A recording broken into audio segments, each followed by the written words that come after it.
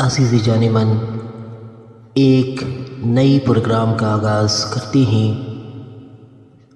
Programme قصص الانبیاء علیہ السلام، انبیاء کے روشن حصے قرآن پاک سے پیش کیا جائے گا۔ بسم اللہ الرحمن الرحیم، الحمد للہ رب العالمین،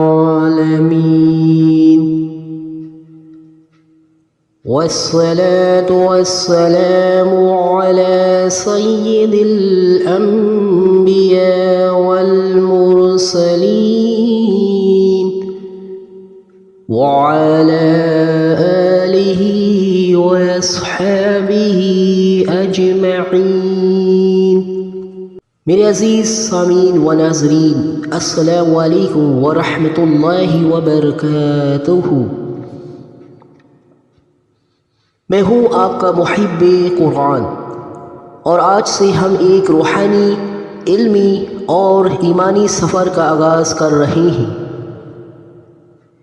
ایک ایسا سفر جو ہمیں لے جائے گا ان مقدس کہانیوں کی طرف جنہیں خود اللہ تعالیٰ نے اپنے کلام پاک میں بیان فرمایا، تاکہ ہم ان سے سبق لیں، روشنی حاصل کریں اور اپنی زندگی کو سنوار سکیں۔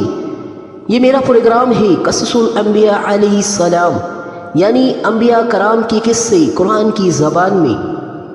یہ صرف کہانیاں نہیں بلکہ یہ حقیقتوں کے آئینے ہیں، یہ ان دلوں کی داستانیں ہیں جنہیں اللہ نے اپنی وحی کے نور سے منور کیا۔ یہ ان قدموں کے نقوش ہیں جن پر چلنے والا بندہ اللہ کے قرب کی راہ پا لیتا ہے۔ آج ہم آغاز کر رہے ہیں پہلے نبی، پہلے انسان حضرت آدم علیہ السلام کے قصے سے۔ یہ قصہ صرف ایک تخلیق کی کہانی نہیں، یہ انسانیت کی ابتدا، تکبر کی انجام اور رحمت الہی کی وسعت کی کہانی ہے۔ اللہ نے آدم کو مٹی سے بنایا اور اس میں اپنی روح کا نور پھونک دیا۔ یہی وہ لمحہ تھا جب انسان کو اشرف المخلوقات کا مقام ملا۔ تو آئیے آج سے ہم ایک نئے سفر پر نکلتے ہیں، ایمان کی سفر پر، تاریخ نبوت کے سفر پر، جہاں ہر نبی کی زندگی ہمیں صبر، تقوی، عاجزی اور محبت کا درس دیتی ہے۔ میرے عزیزوں، یہ قصے صرف سننے کے لیے نہیں، یہ خود کو پہچاننے کے لیے ہے، یہ دل کو